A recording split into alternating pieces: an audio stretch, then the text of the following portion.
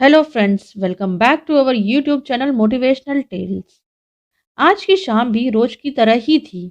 घर के अधिकतर सदस्य अपने अपने कमरों में थे। मैं रसोई में अपना काम निपटा रही थी। अचानक बाहर से मुझे मेरे पति की आवाज़ सुनाई दी। वो मुझे बुला रहे थे। अभी थोड़ी देर पहले ही वो अपने जिम से घर लौटे थे। आखिर उनकी आवाज़ सुनकर गैस को धीमी आंच पर करके मैं रसोई से निकलकर अभी बाहर आई ही थी। इससे पहले कि मैं उनसे कुछ पूछती, एक जोरदार थप्पड़ मेरे गाल पर आकर लगा। कुछ पल के लिए सब कुछ सुनसा हो गया। ना मुझे कुछ सुनाई दे रहा था, ना ही मुझे कुछ दिखाई दे रहा था। मैं जमीन पर एक तरफ गिरी पड़ी थी, पर उस एक थप्पड़ की गूंज पूरे माहौल में गूंज चुकी थी। घर के हर कमरे में वो गूंज सुनाई दे रही थी। घर के बाकी सदस्य, देवर और ससुर जी भी निकलकर बाहर हॉल में आ गए थे। वहीं जहां ये थप्पड़ मेरे गाल पर पड़ा था, वहीं जहां सासू माँ अपनी विजयी मुस्कान के साथ अपने बेटे के पौरुष पर इतरा रही थी। आखिर उनके बेटे ने उनके कलेजे को ठंडक प्रदान जो कर दी थी। सचमुच आज जब उनका बेटा मेरे गाल पर थप्पड़ लगाकर मुझे कमजोर साबित कर रहा था, तब सासू माँ को अपने बेटे पर गर्व महसूस हो रहा था। आखिर वो उनके दूध का कर्ज जो उतार रहा था। एक जिम जाने वाला बंदा जिसके अच्छे खासे बाइसेप्स हों, वो अगर थप्पड़ मारे तो कैसा लगता है।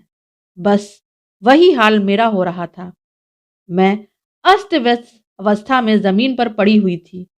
मुझे ये भी होश नहीं था कि मेरा दुपट्टा कहीं और जाकर गिरा है।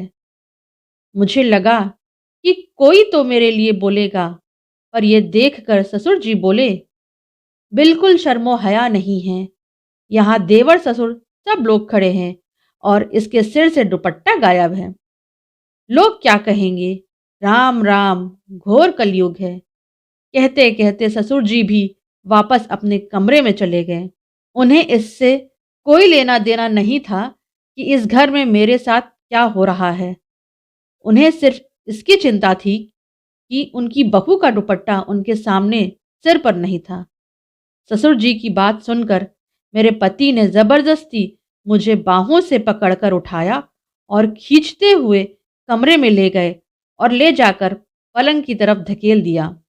सब कुछ इतना जल्दी जल्दी हुआ कि कुछ समझ ही नहीं आया। कुछ देर बाद मुझे होश आया, लेकिन जब तक होश आया तब तक स्वाभिमान तार तार हो गया। मुझे तो यह भी नहीं पता कि मुझे थप्पड़ पड़ा क्यों था। आखिर ऐसी क्या गलती कर दी थी मैंने? अभी तक तो मेरी शादी को सिर्फ एक ही महीना ही हुआ था, पर यह एक महीना कोई सपने जैसा नहीं है।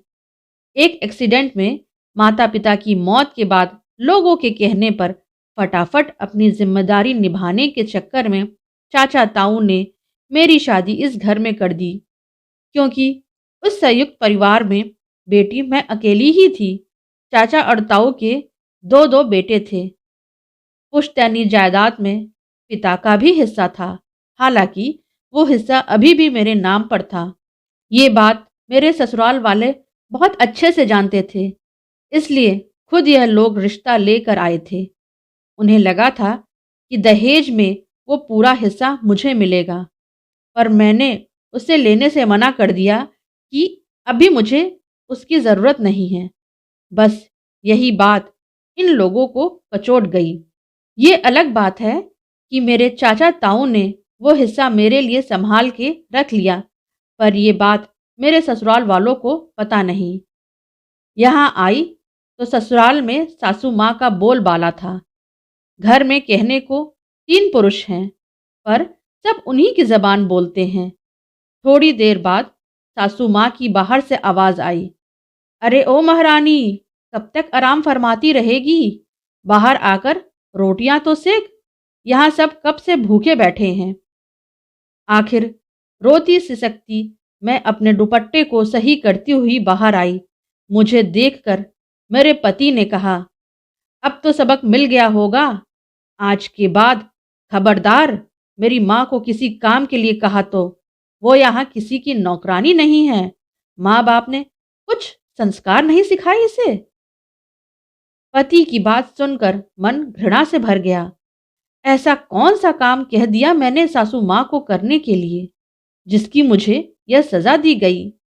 तभी याद आया कि सासू माँ को शाम को चाय की तलब हुई थी, तो चाय बनाकर उनके कमरे में देने गई तो सासू माँ कमरे में नहीं थी, इसलिए चाय टेबल पर रख आई थी। रसोई में आकर आटा गूंथ ही रही थी कि सासू माँ ने चाय के लिए आवाज लगाई। आटे से हाथ सने होने के कारण सिर्फ इतना ही तो कहा था कि आपके कमरे में टेबल पर ही रखी है, ले लीजिए। भला ये भी कोई काम हुआ? 55 साल की औरत इतनी बड़ी बुढ़िया हो गई कि चाय का प्याला भी उठा ना पाई और बेटे से शिकायत कर दी। और बेटा भी इतना समझदार कि इतनी सी बात के लिए थप्पड़ खींचकर लगा दिया। अभी 1 महीने पहले तक इनके घर में ऐसे कौन से नौकर चाकर लगे हुए थे जो इनकी माँ काम नहीं करती थी। बहू के आते ही अचानक क्या हो गया? मन में कई विचार उबाल मार रहे थे। अगर जवाब नहीं दिया तो जिंदगी भर भुगतना होगा। पूरे शरीर की नस नस में गुस्सा दौड़ रहा था। इतने में सासू माँ ने फिर कहा, अरे क्या बुद्ध बनी खड़ी हुई है, जाकर रोटी सेक। मुझे वहां खड़ा देखकर पति भी मेरे पास आकर बोले, माँ लगता है इसको अभी भी समझ में नहीं आया। वो तो ट्रेलर था, इसको अभी पूरी पिक्चर दिखाता हूँ। माँ जरा दरवाजे के पास जो लाठी रखी है वो तो देना, आज इसे बता ही देता हूँ कि ससुराल में कैसे रहते हैं।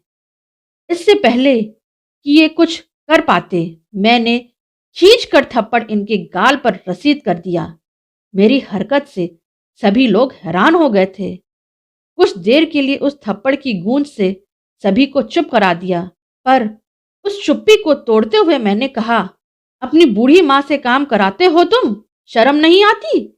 या संस्कार बेच खाए? तुम्हारी बूढ़ी माँ ने कुछ सिखाया नहीं तुमको कि ऐसी बूढ़ी औरतों से काम नहीं कराते? अरे जिसको एक कप उठाना भारी हो गया उससे तुम लाठी जैसी भारी चीज उठवा रहे हो। मेरी बात सुनकर गुस्से से मेरा पति अपने गाल सहलाते हुए मेरी तरफ देख रहा था। तभी सासू माँ फुफकार कर बोली, तेरी इतनी हिम्मत कि मेरे बेटे पर हाथ उठाया? कैसी औरत है तू? अपने पति की इज्जत नहीं करती? बेहुदा औरत, लोक लाज के लिए ही सही अपने हाथ को काबू में नहीं रख सकती थी। सासू माँ आप तो बड़ी महान है। जब बेटा बहू को थप्पड़ मार रहा था तो वो उसकी मर्दानगी थी। अब बहू ने पलटकर थप्पड़ मारा तो बेहूदगी। मैं बर्दाश्त करने वालों में से नहीं हूं। तभी ससुर जी भी चिल्लाते हुए बोले, इसे घर से धक्के मार कर निकालो। माँ बाप तो है नहीं, देखते हैं चाचा कब तक घर में रखेंगे। शर्मो हया बेच खाई इसने। अरे चाचा ताऊ तो रख लेंगे, लड़की की शादी की है, बेचा नहीं हमने। हिम्मत कैसे हुई हमारी बच्ची पर हाथ उठाने की? माँ बाप नहीं है तो इसका मतलब यह नहीं कि जो आएगा वो तुम करोगे। अचानक पीछे से ताऊ जी की आवाज आई। पलटकर देखा तो चाचा जी, ताऊ जी और उनके बेटे खड़े थे। उन्हें अचानक घर में देखकर सबकी बोलती बंद हो गई। तभी चाचा जी बोले, हम तो सोच रहे थे कि त्योहार नजदीक है, अपनी बेटी को लिवा लाते हैं, पर यहाँ तो माहौल ही कुछ और है। हमने अपनी बेटी मारने पीटने के लिए नहीं दी आप लोगों को।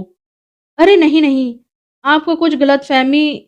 ससुर जी ने बात को संभालने की कोशिश की, पर ताऊ जी ने हाथ दिखाकर रोक दिया। ले जा रहे हैं हमारी बेटी को, अब सीधे कोर्ट में ही मिलना। बहुत बड़ी गलती की तुमने इसे बिन माँ बाप की बच्ची समझकर। गलती हमारी थी कि हमने लोगों के कहने पर इसकी शादी जल्दी कर दी। सासू माँ ने अपना तुरुप का पत्ता फेंका। हाँ हाँ ले जाओ, बिल्कुल ले जाओ। घर बैठी बेटी बोझ ही होती है। जब लोग ताने मारेंगे ना तब पता चलेगा। क्या कहोगे लोगों से कि आपकी बेटी अपने पति को थप्पड़ मार कर आई है? लोग क्या कहेंगे अब उससे हमें फर्क नहीं पड़ता। अब हमारी बेटी इस घर में नहीं रहेगी, कहकर ताऊ जी ने मुझसे मेरा सारा सामान बंधवाया और उसी समय मुझे लेकर रवाना हो गए। आखिर कुछ दिनों की मशक्कत के बाद मुझे उस घर से छुटकारा मिल ही गया। आज मैं अपने आगे की पढ़ाई कर रही हूँ और जब तक आत्मनिर्भर नहीं हो जाऊंगी, तब तक ताऊ जी और चाचा जी ने मेरी शादी की बात करने तक से मना कर दिया। दोस्तों, ये प्यारी सी स्टोरी आपको अच्छी लगी हो तो इसे लाइक करिए, शेयर करिए, कुछ कहना हो तो कमेंट करिए। चैनल पर नए हो तो सब्सक्राइब करना बिल्कुल मत भूलिएगा। Thanks for listening.